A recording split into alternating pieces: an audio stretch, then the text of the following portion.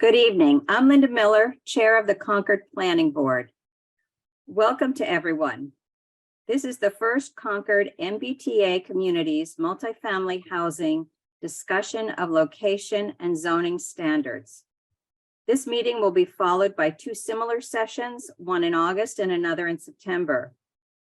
The Commonwealth passed the MBTA Communities Act to address the legacy issues of zoning, which began in Concord and most surrounding cities and towns in the 1930s. Despite the extraordinary built environment we're privileged to enjoy here in Concord, there are some key drawbacks in our zoning code. Multifamily, transit-oriented housing is central to most green, smart growth development strategies. Increased walkability offered by denser town centers has been shown to improve health outcomes in communities.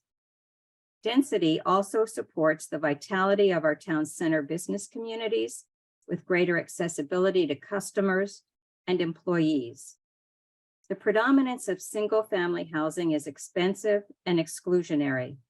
It is difficult for young people and their families, older individuals and couples, and those with lower or moderate incomes to afford to live in Concord. It's also a challenge to our goals of diversity, equity, and inclusion.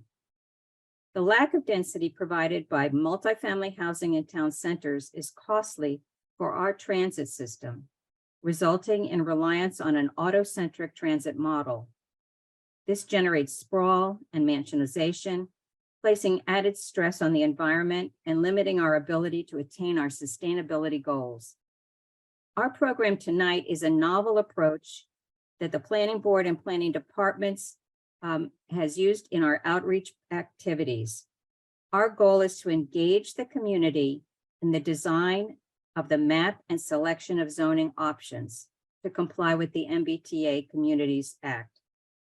Our consultant is here to provide technical and computational assistance. The community's priorities for our built environment must be translated into GIS mapping and calculations to demonstrate that we have fulfilled state requirements. Let me introduce our consultant, Jeff Davis, who will over the next 20 minutes review the MBTA requirements and then demonstrate the mapping tools that we will use in our breakout sessions. Thank you for joining us. Jeff? Thank you so much, Linda. I will just share my screen. One moment. Okay.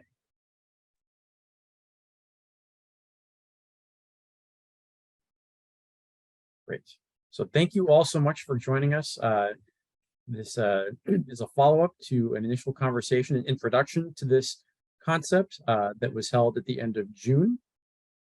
For those of you who were there, I apologize. There's going to be a little bit of repetition from what was heard in June, but we just want to make sure that for those of you who were not there in June, that we're all on the same page.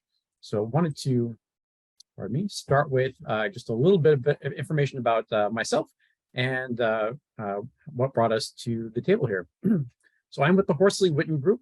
We're a planning and engineering firm based in Sandwich, Massachusetts.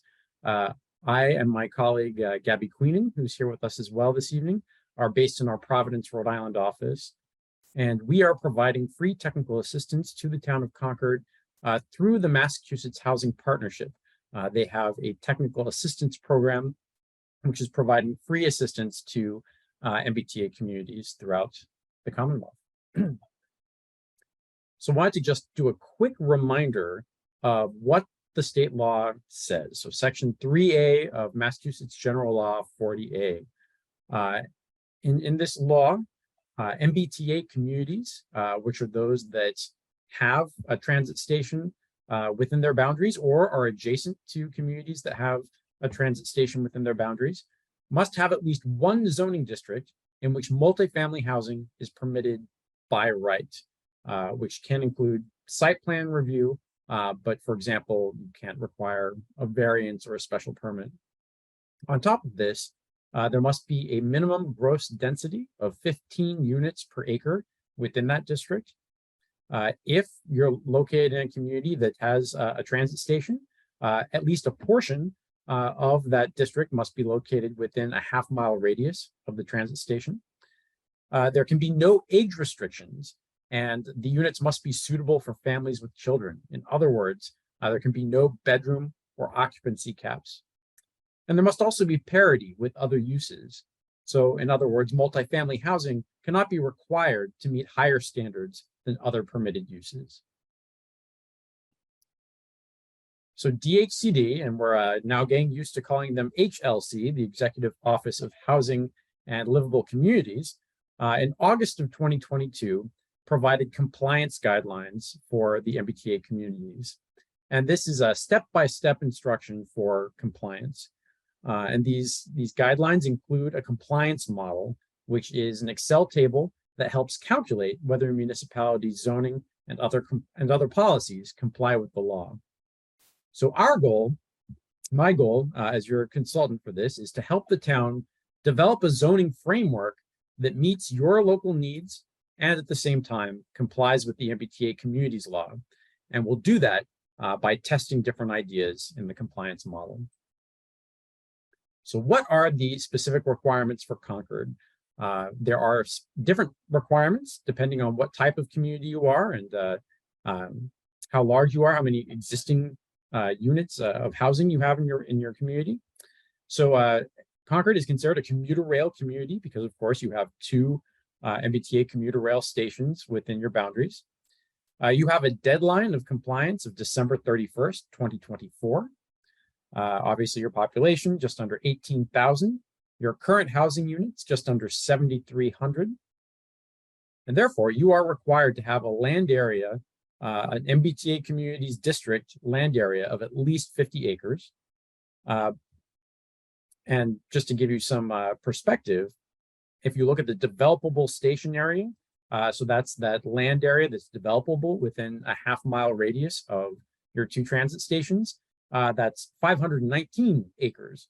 So really, at a minimum, you're looking at about 10% of that land area around the station, the stations that you would need as a minimum.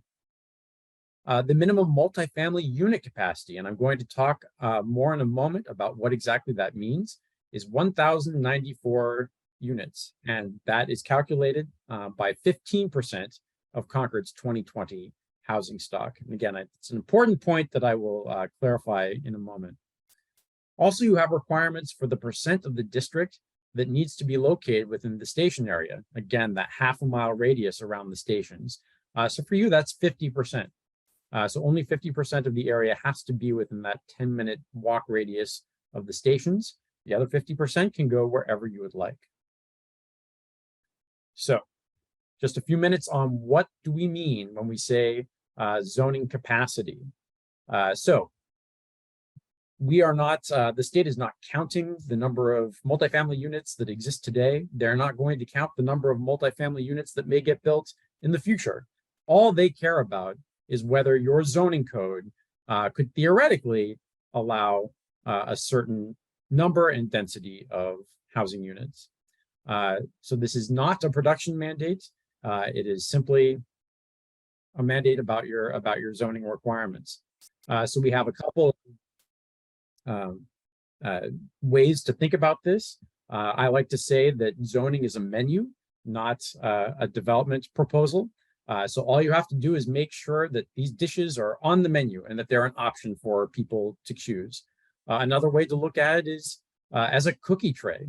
So the state is asking you to have a cookie tray that can fit 1,094 cookies. But at the end of the day, they don't care if you have 1,000 cookies on the tray or 3 cookies on the tray or 1 big cookie, so long as that platter is large enough. So what we are going to do ultimately throughout our technical assistance to the town is to test, again, this compliance model. And the first step is determining the district boundaries. And that is the primary purpose of our meeting this evening with you, where we want to discuss where multifamily residential might be appropriate in Concord.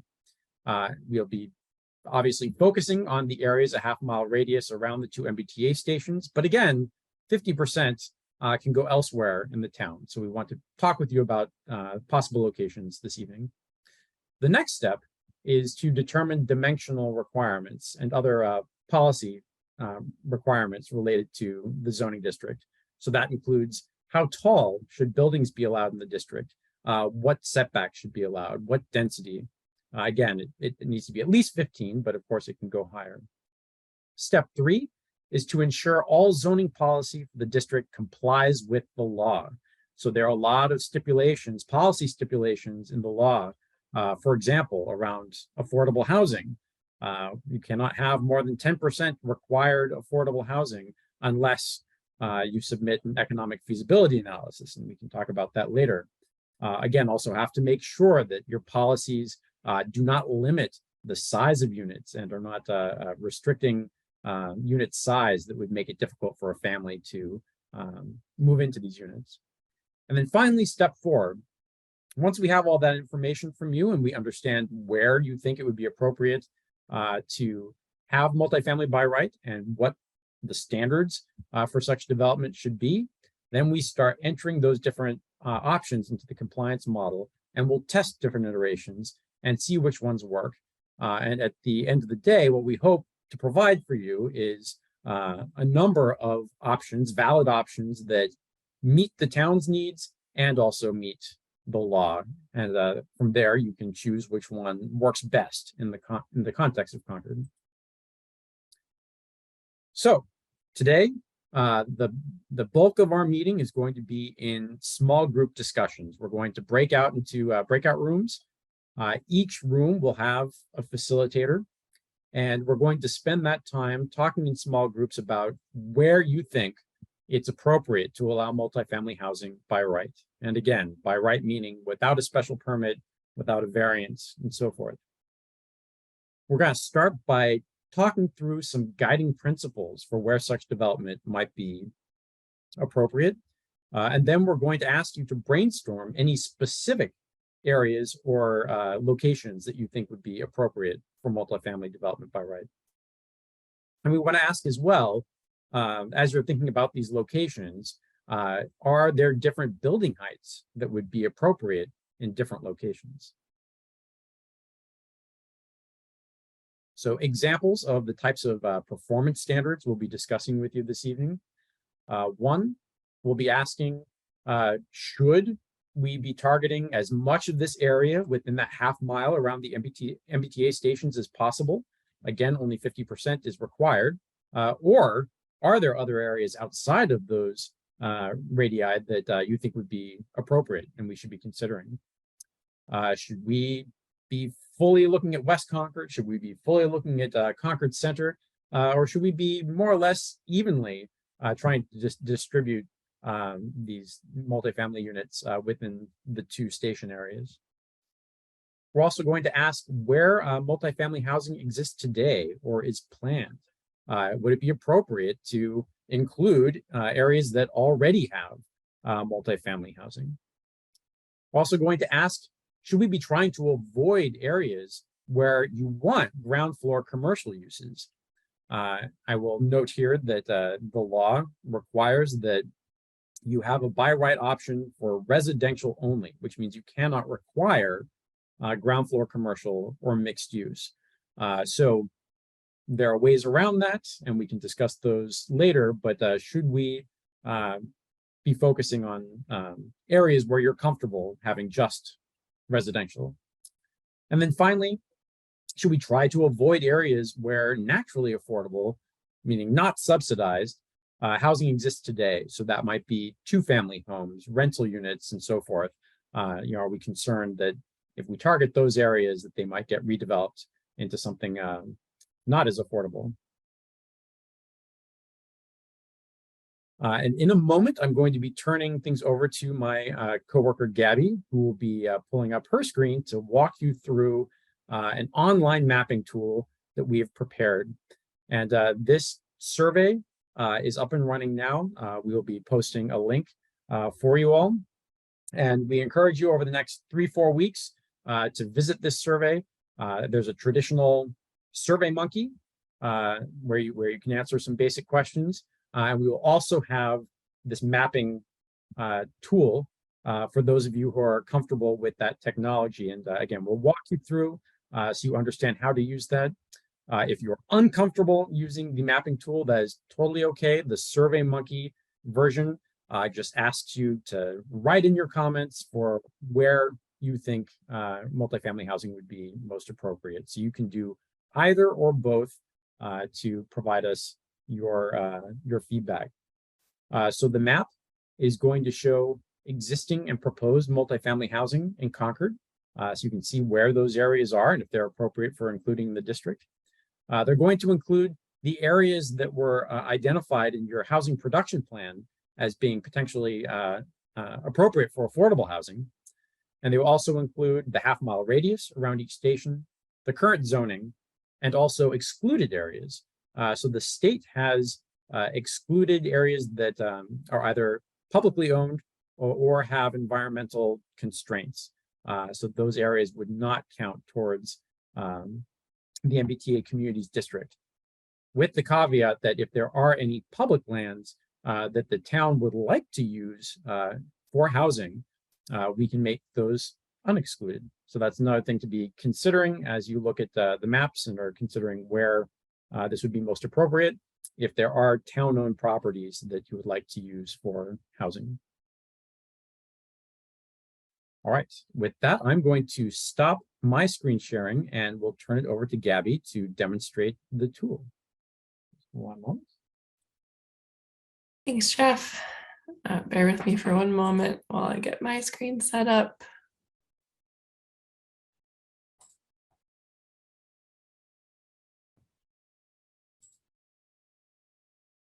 Is this screen showing for folks? Yes, thank you. Okay, great. So as Jeff said, I'm going to walk us through how to use this mapping tool. Again, not a requirement, it's just an option. If you'd prefer to just describe or list addresses in the online survey, that's absolutely an option as well. So if you do decide to use the mapping tool, when you click on the website link, you'll be directed to this page. We start with a little description of what is on this map. And that is followed by a series of steps that you'll use to drop a pin on the map. So for those folks who have maybe used Google Maps or tried to share their location with others before, this is a very similar feature to that. So I'll just walk us through that process. So when you get into the map, if you realize that you want to see those directions again, all you have to do is click on this little eye icon on the left where it says details. And those steps are here for you again to refer back to whenever you need a refresher. So I'll just walk through some of the buttons that we have. So on this first page, this is legend, this top button up here. We can see a description of what's showing on the map right now. So to start off with, you'll see there's this purple circle. That's our half mile around our transit station areas. You'll see these blue hatch marks for parcels that have been identified in the Concord Housing Production Plan as being appropriate for affordable housing development. And then we also have these green hatch marks, which are showing identified excluded lands, which Jeff just described. Land areas that the state has said are removed either for environmental constraints or being publicly owned. So those are the layers that show up right away when you click on the map, but there's an option to choose which layers you want to show on the map. So for example, if you decide you don't want to see the housing production plan parcels, you can just click on this little eyeball icon. That will have a line through it now, and you'll see those are no longer on the map. Maybe you are interested in seeing where active proposals are for multifamily housing. So I would click through there. Now the eyeball icon is showing, so I can see this has been added to the map with this red hatch marks. And then similarly, if you'd be interested in seeing parcels with existing multifamily housing, that's a layer option to add as well. And then finally, zoning districts. So we have zoning for the entire community as well, if you'd like to see what is in place at the moment. And again, you can always go back to the legend, which is that first button, where you can see all of those items included as well. So again, when you switch over to trying to add features to the map, and I'll just turn these off so it's a little bit easier for everyone to see. What you'll do first is just click on this icon right here. It says new feature, and you'll see that there's a little blue line now showing on the left side of the screen. That means that that feature is activated. So when I head over to the map, you'll see there's that little X on the screen and a little red dot. So I will choose where I want to add my pin. Let's say I want to add it right here.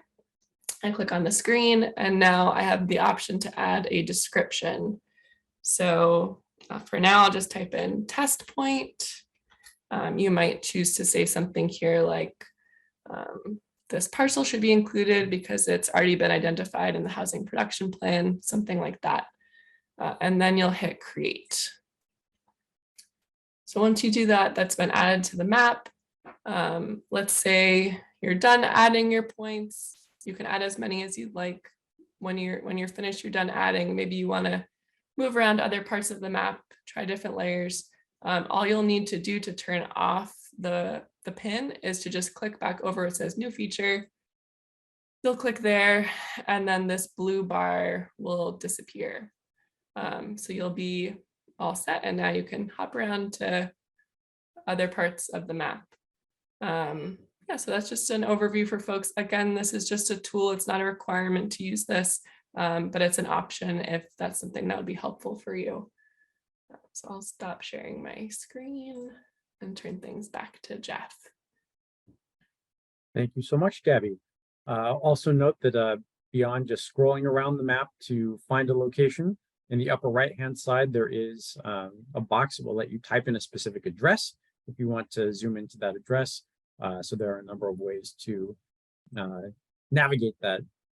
For purposes of tonight, your facilitators can pull up that map and again, demonstrate in the small breakout rooms how that works. But we do hope that all of you will take the time after tonight to visit the survey once you've had a chance to think through these issues and provide your feedback. And also, we very strongly encourage you to spread the word to your neighbors, to your friends, to your family, anyone else you know who lives in Concord and cares about this issue. We'd love to hear from as many people as possible. So with that, again, the bulk of the meeting now for approximately 45 to 50 minutes, we'll be breaking out into small groups. Once you're in the small groups, your facilitator will identify him or herself, ask that we all introduce ourselves, and then listen to your facilitator and have a good conversation. We will come back here to the main room for a quick report out. So we'll ask each group to come back 1 minute with the most important idea that you generated or the thing that was most important to your group in terms of location for multifamily housing. And then we'll have a few more slides to get you up to speed on the expected next steps after tonight. So with that, I'm going to turn it over to Elizabeth Hughes, and I will ask everyone to be patient. This is Elizabeth's first time coordinating breakout groups, and it can be very, very stressful, and I'm very proud of her. So thank you all for your patience, and hopefully within a minute or two, we will all be moved into our rooms. All right, welcome back, everyone. Just give it a few minutes to make sure everyone's back in the main room. Actually, I see 58 participants. That's what we had before. All right, fantastic. Actually, I'm gonna, because Elizabeth, how many breakout rooms there were. I'll let you call on each of the rooms in order to do a quick report out. Perfect. So at the height of this, we actually had 63 participants. So that was pretty fun. It was fun to also watch the map as you all started dropping pins. So that was pretty entertaining, but we'll start with breakout room number 1, which I believe was Jeff.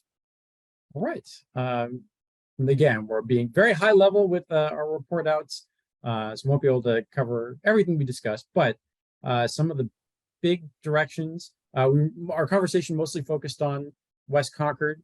There was interest in exploring the industrial area, sort of to the northeast of the station area, really exploring the possibility for including the existing 40B proposal in that area, as well as the surrounding industrially zoned properties. We also explored a lot of the larger existing multifamily properties, both within that radius and just outside. And it looked like a lot of those areas people would be comfortable rezoning for multifamily by right. And just as we were leaving, we didn't get really a chance to talk about height, but I know there are people in our group who are very interested in talking about building height and also exploring more options in Concord Center. Great, thank you. So we'll go to breakout room number 2, which That would be me, Linda, and we had a great discussion. We initially began discussing development in Concord Center and West Concord. We thought that really it was politically important that both station areas should be included in the plan. And we thought that we should seek to have perhaps density based on services available respectively in each portion of town.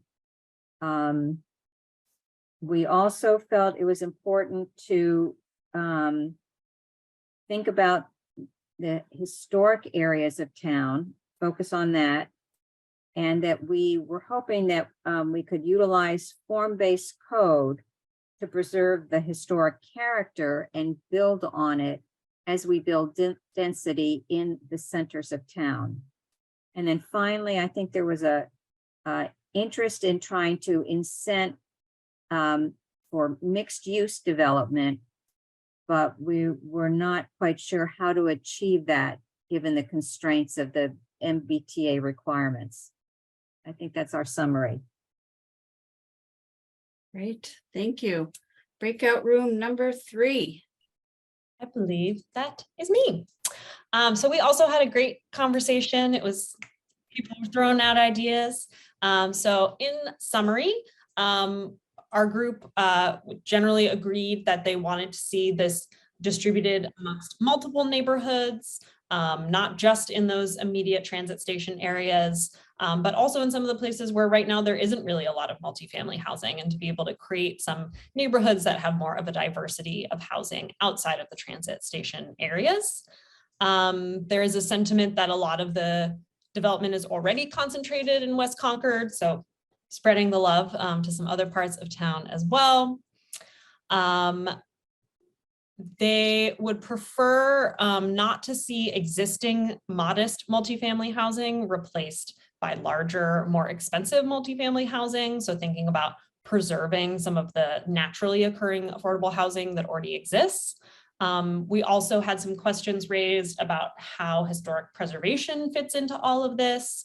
A lot of historic buildings are in those transit station areas. So how do we kind of, but it can certainly allow it. So do we want to go in the direction of having that 3A district overlap the commercial district and incentivize commercial development? Do we want to have that residential multifamily district be just outside, kind of take the concentric ring approach, but making sure that existing small businesses are able to stay in town is really important to people. And overall, just in maintaining the village-like feeling of Concord. You know, a lot of folks, they really wanted that village center experience, being able to walk to shops and services, and kind of have that connectivity with something that drew them to the town in the first place. And then we had a couple, lots and recent developments folks referenced specifically as examples of the kind of development they'd like to see more of. So I made sure to make note of that. And I would also just encourage the group in general, any kind of existing housing in Concord that you really like, and when you see, you're like, that's my neighborhood, that's what makes me feel like I'm at home. Those are the kinds of things we love to hear, because it's really helpful when you can actually see what something might just look like. And I think it gives people a much better sense of what this all means, outside of all the numbers and the maps. Great. Sounds like a lively group. So we'll go to breakout room number 4. Great. I also had a very great group who was very well versed in this field, so they made my job a lot easier. We talked about a lot of similar things that the other groups talked about. We mostly focused on West Concord and the Thoreau Depot for areas where we wanted to drop some pins. But the overall sentiment was that we wanted this new zone to still be within walkable distance of not just the train stations, but also schools and restaurants. We also talked about the connection to the requirements for parking spaces and how we may want to require less parking spaces, not necessarily, 2 per unit. I was actually able to show a graph that they did a study about Concord through the Metropolitan Area Planning Council that showed that people were only using about 1 parking space per unit. So that really grounded the conversation. We also did talk about wanting to maintain some of those green spaces, and specifically keeping some native plants in some of those green spaces. And we also talked about incentivizing for mixed use. And a specific example that we kind of started with at the end of our conversation was maybe we could allow for greater heights for these developments and incentivize those lower floors to keep those commercial spaces, because people also talked about wanting to keep the things that they moved to Concord for to see that. Great. Thank you, Monica. And breakout room number 6. Oh, wait, nope. Did I skip 5? I skipped 5. Sorry. I don't remember what breakout room I was in. Same. So think Let's see. I was either 5 or 6. I apologize. I also did not write it down. I'm 7. That helps. Okay, I can go. So our group talked about, well, right before we came back into the main room, I was about to say a profound point. So I apologize to my group members. And this was actually, well, I'll say what I was going to say, and I'm borrowing it from Mimi Graney, who will probably speak next. But I think one really great way that she shared with me to think about it is to think about what areas you want to transform, what areas you want to enhance, and what areas you want to stay the same. So I think that's been helpful as I've been, learning about this myself. But our group talked about a few different areas. We put several pins on the map, including the 300 Baker Ave paparazzi site and some existing multifamily sites that exist currently. We also had a good discussion about historic districts in town and thinking about how to make sure we preserve Concord's history and make sure that's, front and center. There are some lessons learned from a recent Thoreau Depot zoning initiative and regarding height. And so being conscious of the input that was received during that time and thinking about what height would be appropriate and well received in the community. And we also had a discussion about mixed use. And so I wasn't able to really clarify the incentive discussion. So I think we'll probably need to hear more about that, about how mixed use could work, because some of the folks in the breakout session thought that would be ideal to add vibrancy to some of the areas in town. So thank you very much. great. And then we'll put Mimi next. Yes, so our group kind of a couple principles came out. We were really talking about this zoning as a way of transforming, especially spots that are like seas of parking lots, as a way of kind of transforming those and providing a community benefit. Prioritizing keeping open space. So that's both in choosing those empty lots, but also one of the lines was build up instead of out so that we can have that density, but still keep that open space. Our group was thinking a lot about transit, so we were focusing mostly around the 2 transit areas, but then also looking at the impact of vehicle trips that would be in a higher density development. So we're chatting a little bit about the 9-acre road there on Route 2 is a possibility. And then we kind of dug into like some of the neighborhoods with small houses on large lots, and some concerns around that those are getting redeveloped as McMansions, and looking at, could that be, while folks really like that idea about being able to get to know your neighbors and that kind of intimate character, we're feeling like if there's going to be that kind of redevelopment, could that be in a way that was almost like a planned unit development that would be multiple units, but that would preserve open space, and sort of we were having an interesting discussion about that. So basically how to keep the open space neighborliness. We did have some questions a little bit about like, what are the things that the town is allowed to still have a say on. So parking requirements was one of those. I know the heights was one. So as we move on forward to kind of dig into that a little bit more so that we know what are the points of leverage or controls that we get to maintain. Great, thank you. Gabby. Yes, we had a great discussion in our group as well. We talked more about like high level guiding principles versus specific locations on the map. Some of the big takeaways were that the group generally felt like the multifamily zone should be located within the half-mile area around the transit station areas as much as possible. That aligns with the town's smart growth goals. There was agreement that the zone should ideally be in both transit station areas, West Concord and Concord Center. Folks felt like it would be good to include existing multifamily housing in the zone as a way to preserve existing multifamily housing. The group also had a good discussion around mixed use as well. That's something that was strongly supported. It's hard to know without doing a full economic analysis what some of the implications might be under different scenarios, but the group was eager for continued conversations around incentives to figure out how we can maintain mixed use in areas of the multifamily zone as well. And then finally, there was also consensus around including areas that are naturally affordable in the multifamily zone, especially since there are no protections in place for some of those areas currently. And that's it for our group. We covered a lot of things, but that's high level. Great, thank you. Next, we'll move to Eric.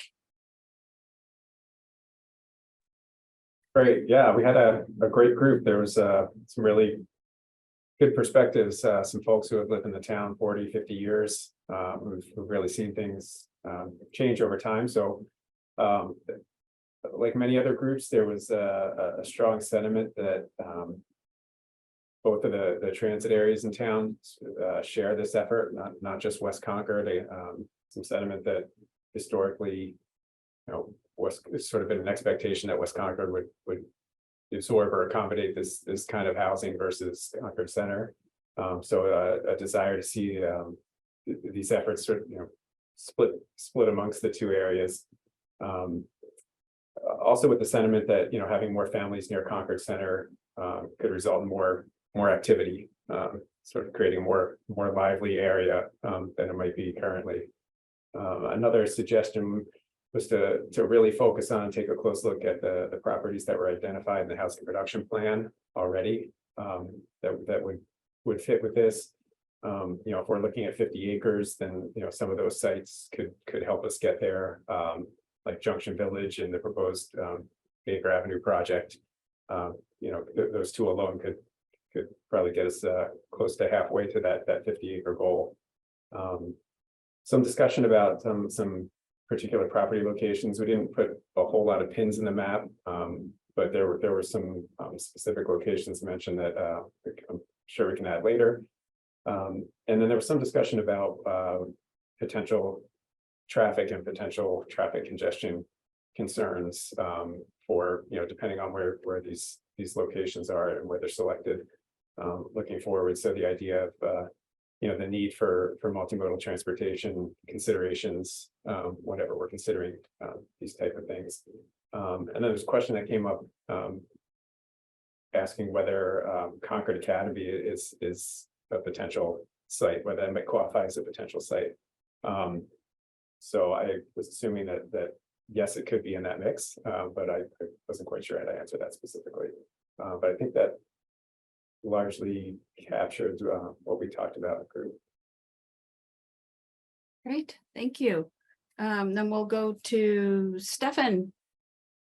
Group 8, thank you. I have a newfound appreciation for how difficult this is because we had a savvy group who's knowledgeable and we couldn't agree on too much and we did not actually pin that many pins as a result, but we had an interesting discussion. I think it is fair to say that we are all concerned about protecting the existing so-called naturally affordable housing.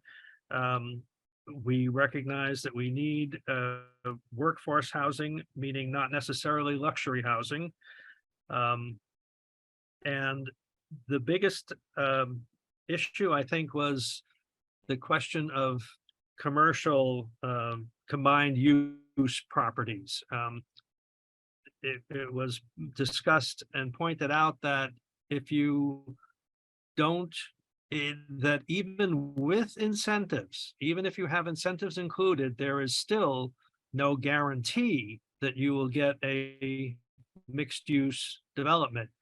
Someone might decide that they want to put 4 stories of apartments right up to the sidewalk on Thoreau, and you can't make them have a pizza in the first floor. So that's something to keep in mind. There was also discussion and debate and the lack of agreement about whether the how much of commercial land, industrial zoned land should be included, with the thought being we may want to leave some as zoned for industrial use so that we don't lose all of the commercial base in the town, which isn't very big to start with. So we did plant a couple of pins. We did put descriptions with them, and some of the pins we planted we didn't intend to, and we had to add a description that ignore the pin that was just planted here. This is going to be an interesting process. Thank you. Thank you. Yeah, so if you did accidentally plant a pin and did put that description in, then I do believe Gabby has the ability to go back and take that pin out. So no worries. And then last we have Erin. So our group had a great discussion. We were talking a lot about looking specifically at areas that are both close to transit and making sure that things are transit oriented. We put some pins near the Reformatory Branch Trail and the Bruce Freeman Rail Trail, trying to bring in that multimodal piece of it. We talked a lot about sort of looking at what areas are excluded versus what is possible to add into this and what those incentives might look like, talking about the parking areas. And once again, I believe like Lily's group said, those parking areas may not be used as much. So how can we, could we incentivize them to be redeveloped, and potentially looking at what those might look like. We talked about how we'd like things to be split evenly between West Concord and Concord Center. Once again, I believe that one of our participants said that they wanted to see not necessarily all the building happening West Concord, which is how they felt it currently is happening, and be a little bit more evenly split. So if we could make sure that we aren't putting all of our zoning in that half-mile radius. But we also talked a lot about how it doesn't, they'd like to see areas outside of that half-mile radius be included, because there could be some really nice spots. We pointed to, for instance, the Peabody School, which is currently excluded, but perhaps may be available in the future, and some other areas as well, to see if those would be good spots to put thoughtful overlay districts. We had a lot of discussion about sort of the thoughtfulness of how and where we're placing things. And I think that just about covers what we were looking at. Great. Well, once again, thank you to all of our facilitators. And at this point, I can turn it over to either Jeff, or if there's any closing comments you want to go through.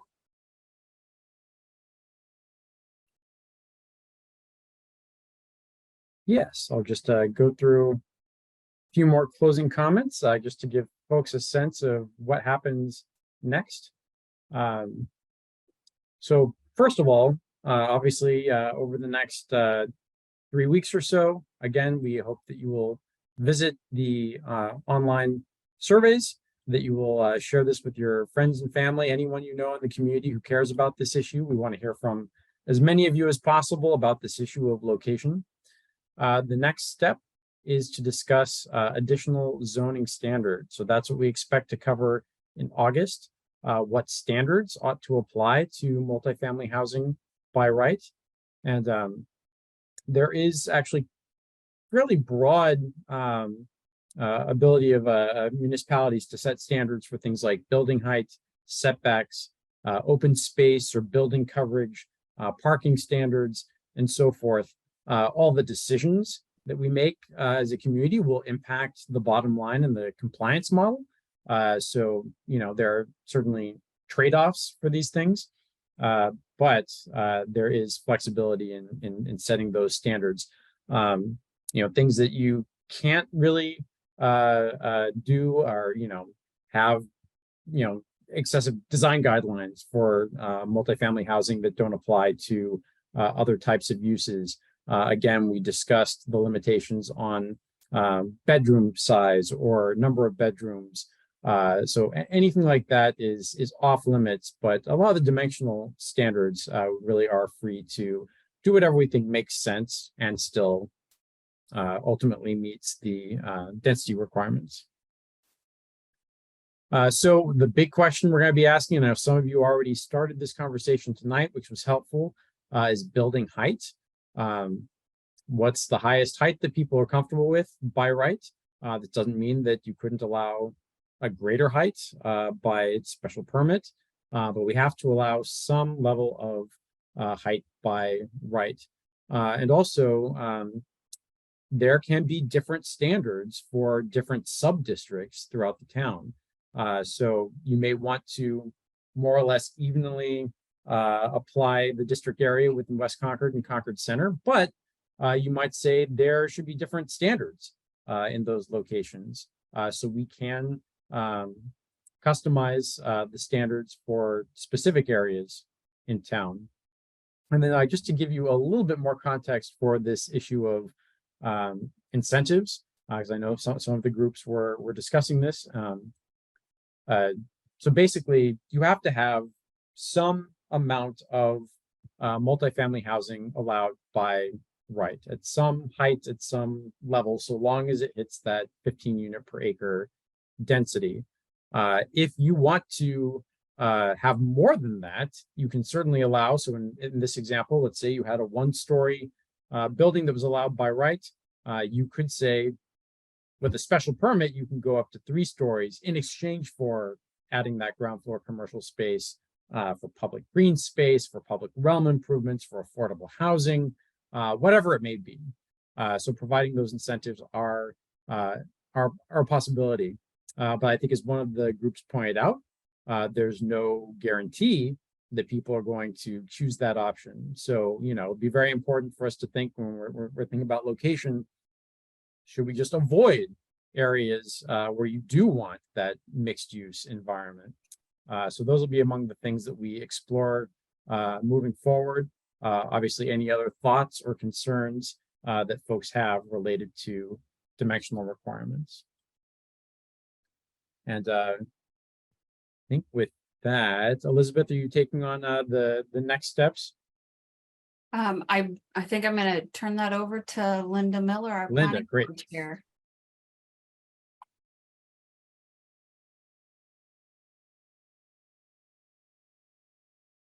Well, what's up next will be, as Jeff has just described, is the next workshop, August 23rd, where we will go into the exciting world of height and incentives. And of course, continuing to look as well at boundaries.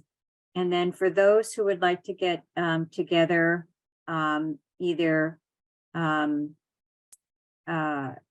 with in-person meeting, I think that we will probably be hoping to wrap up a lot of these discussions at the September 20th meeting, where people can, I think, finally begin to really realize what the overall boundaries are and zoning standards. Beyond that, we would be moving forward with, I think, more in-depth discussions of specific areas. We may be doing that at the planning board level or with another set of meetings, or depending on people's appetite and availability through the fall. And then, of course, Elizabeth is sponsoring more one-on-one or 1-on-10, however many people show up for connection hours throughout the rest of the summer, and very nice opportunities at various places throughout Concord that we want to preserve. So let's give them a bit of our business. I just will wrap up and say thank you to everyone, and let all of your friends and family know about that. And please do take the survey, continue on, and get more people to put their pins in. And I think the more feedback we get from the community, the stronger this proposal will be. And we have a lot of work ahead of us, but I have to say thank you so much. We've had a great amount of support all across the board, and have a wonderful evening. So thank you.